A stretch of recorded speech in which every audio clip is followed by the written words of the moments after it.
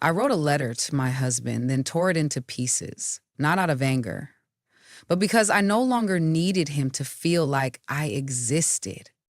And um, I'm at 40. I used to think I was just a quiet shadow in a house where my husband no longer looked at me and my child was soon leaving. But then Jack, my son, took me to a cabin in the snowy woods. And there, in the bone chilling cold, I found the feeling of being alive again through laughter, a fall into the snow, and a photograph that made me realize, so I'm still me. Have you ever lived so long for others that you forgot who you used to be? Share with me. Because maybe my journey of awakening started just like yours. Anyway, I never thought I'd find myself stepping into a wooden cabin in the middle of a snow covered pine forest, especially not with my son. But sometimes it's the things we don't plan that become the turning points we need. Jack had just turned 21 last month. He was nearly a head taller than me, quiet, but his eyes always held a gentle warmth, quietly observant. The way he asked me that morning, "Mom, do you want to go somewhere for a few days?" made me pause. I guess my son had noticed the emptiness in my eyes, the dinners where his father, Daniel, had been absent for weeks, and how I still clean the kitchen every night out of a meaningless habit. There's a small cabin near a lake, the one I went camping with my class. It's quiet, really beautiful, Jack said, his hands softly steering the wheel. That's how our trip began. No concrete plans, no travel itinerary, just a mother and son driving up the mountain. When the car turned onto the snow-covered road, I felt my heart soften. All around us were pine trees, silent and white. The wind whispered through the bare branches, and the cabin came into view. Small, weathered, but with a warmth that felt like memory. Jack quickly pushed the door open.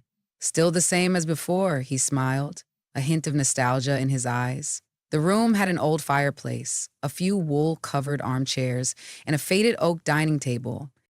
I stood there quietly for a long while.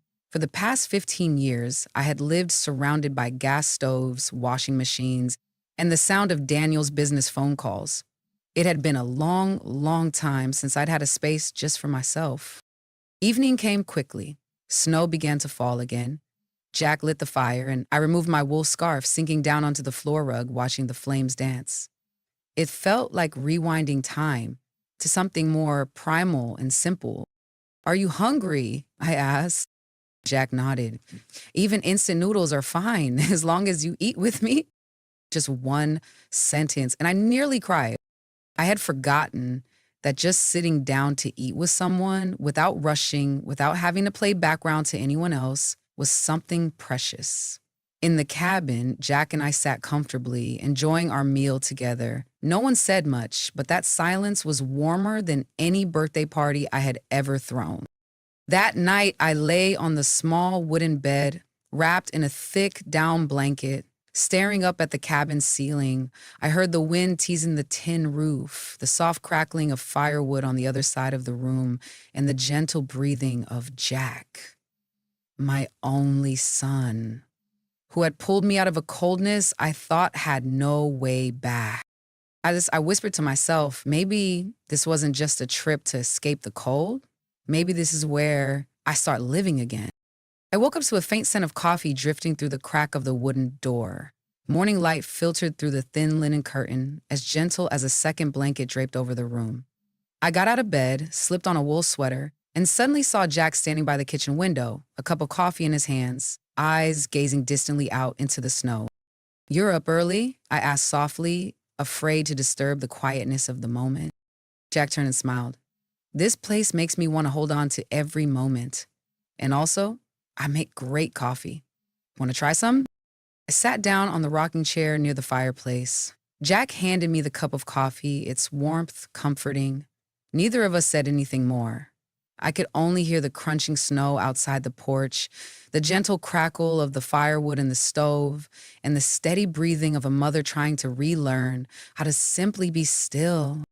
We spent the whole morning tidying up the cabin, not because it was necessary, but because it gave us something to do together. Jack wiped the windows while I folded blankets and put away some old things into the wooden cabinet. Every small task felt like stitching back together the thread of connection long forgotten between mother and son.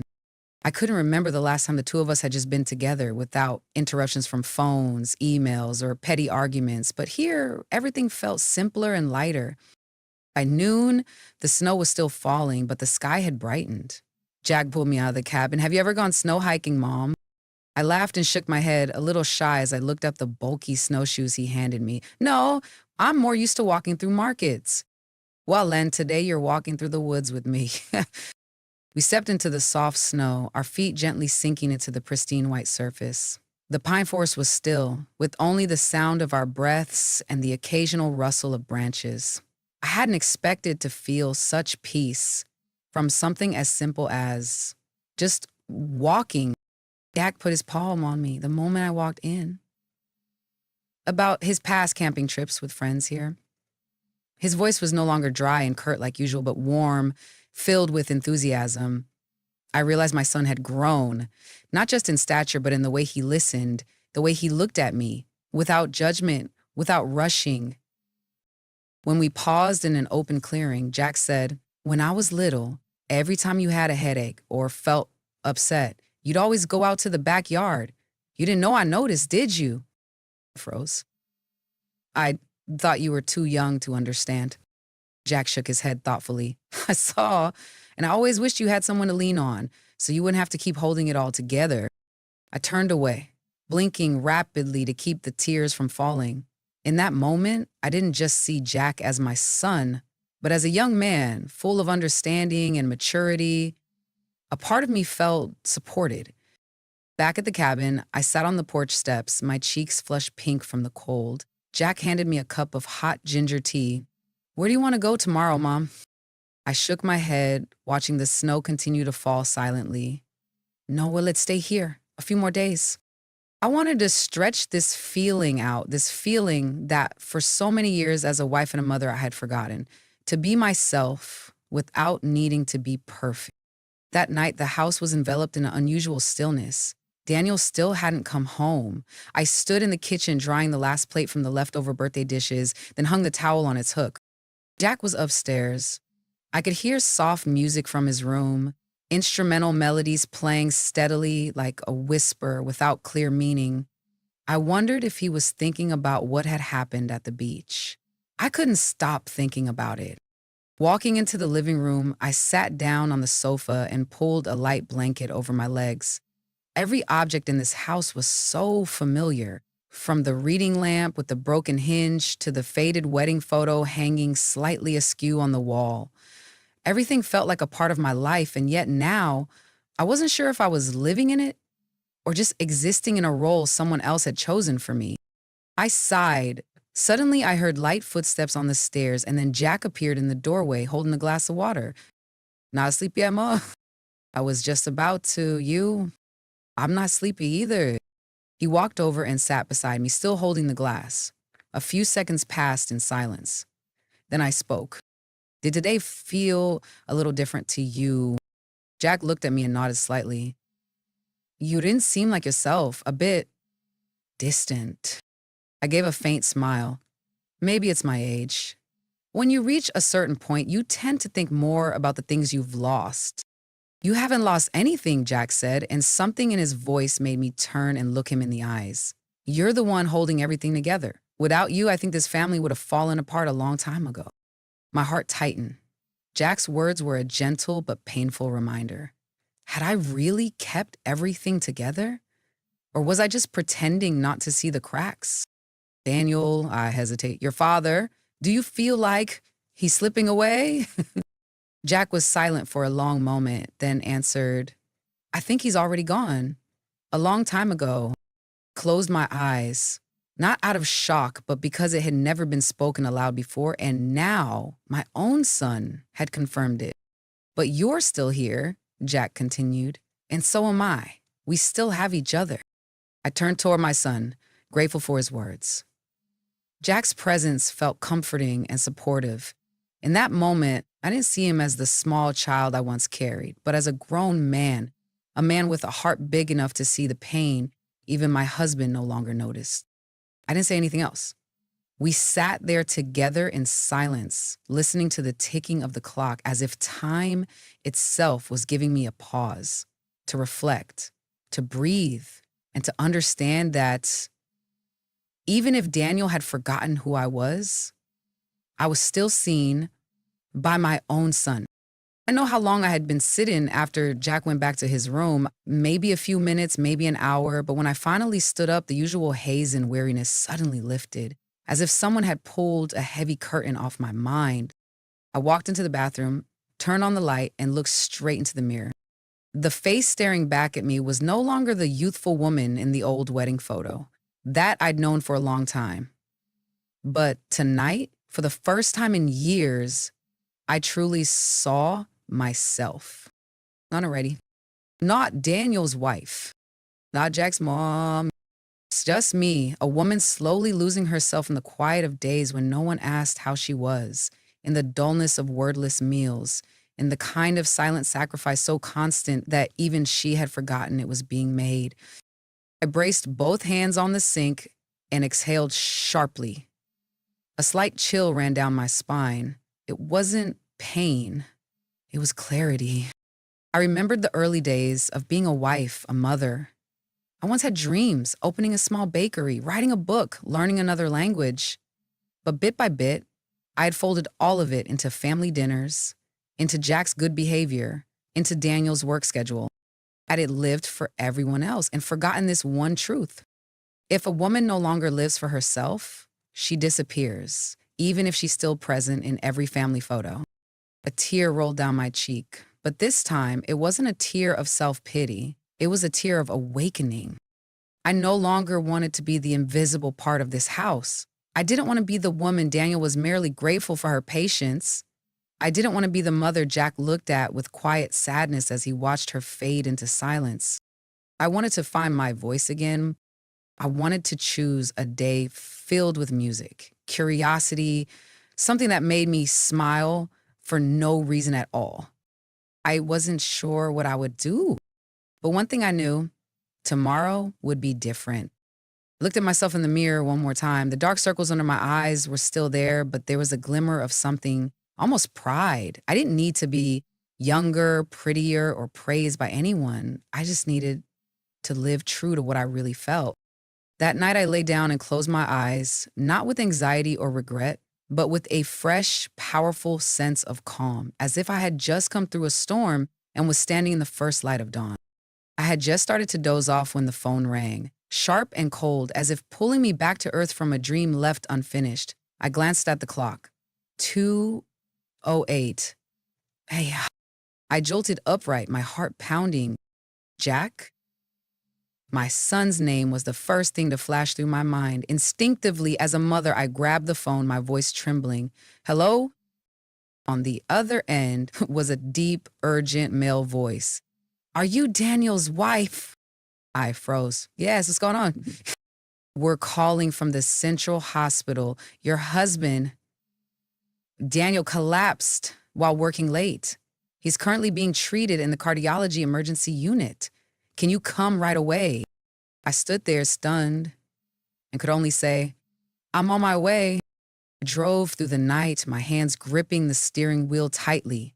The streets were deserted, amber streetlights stretching out like tangled lines of memory in my mind. Questions spun wildly. Is Daniel okay?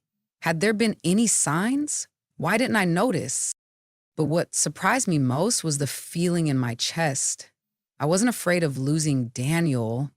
I was unsettled because something hadn't been said, something unfinished, even though I thought I had let it go. I arrived at the hospital and rushed into the waiting area, my eyes fixed on the closed doors of the emergency room. A few minutes later, a young doctor stepped out and removed his mask. He's out of danger now. Luckily, you got him here in time. I nodded in thanks, but my heart still wouldn't slow down. When I was allowed in, Daniel was lying there, pale, exhausted, the face I had known as cold and distant, now strangely vulnerable. I stood still for a long time before sitting down beside him. Daniel opened his eyes and looked at me. There was nothing dramatic about it, just a tired and honest gaze. He whispered, I'm sorry for everything. I didn't know what to say. In that moment, all the anger, the emptiness, the disappointment I had held on to seemed to scatter. Daniel, the husband I thought had disappeared into his work, was here at his most fragile, and I, the woman who had just begun to remember who she was suddenly faced with the question, if he truly changes, what will I do? That night, sitting by the hospital bed, I didn't sleep. But I no longer felt the urge to run. I wasn't sure what would happen with Daniel, with me, with Jack. But I knew one thing. Every journey of awakening must pass through interruption, because it's in those moments that we truly understand where we want to go. A week after Daniel was discharged from the hospital, the house became strangely quiet. No more slamming doors in a rush or midnight phone calls. Daniel started working from home. The doctor said he needed complete rest for at least 3 weeks. He accepted it reluctantly. As for me, I didn't know what to do with the space that now existed between us. I still got up early as usual, made coffee, tidied the kitchen, prepared breakfast for Jack. But now, Daniel also sat there, in the spot where only an empty chair used to remain. We exchanged polite glances, a few health questions, then silence once again filled the kitchen. That afternoon, when Jack went out to meet his friends, I stepped into Daniel's temporary office. He was staring out the window, as if something out there might save him from the things left unsaid. I spoke first. Wait, we need to talk. He turned around, eyes tired, but not avoiding mine. I sat down in the chair across from him. Neither of us said anything for a long while. Then I asked, did you ever realize how lonely I've been?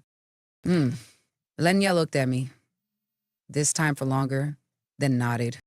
Yes, but I didn't know what to do with it. Work was the only thing I felt like I was still good at.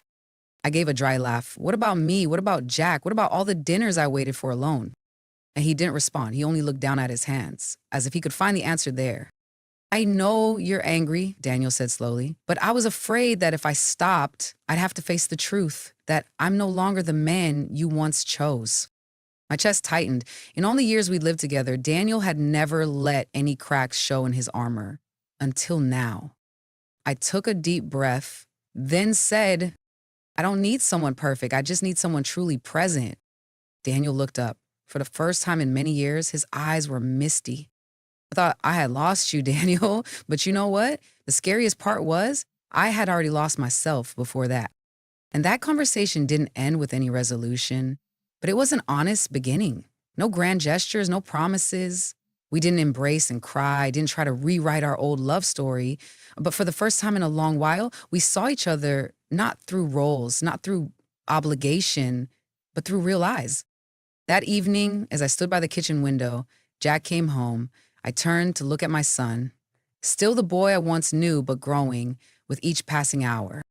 And I knew perhaps this healing journey wasn't just for me and Daniel, but like for an entire family, one that once thought it was already broken. Jack didn't ask anything when he saw Daniel and me sitting at the dinner table that evening.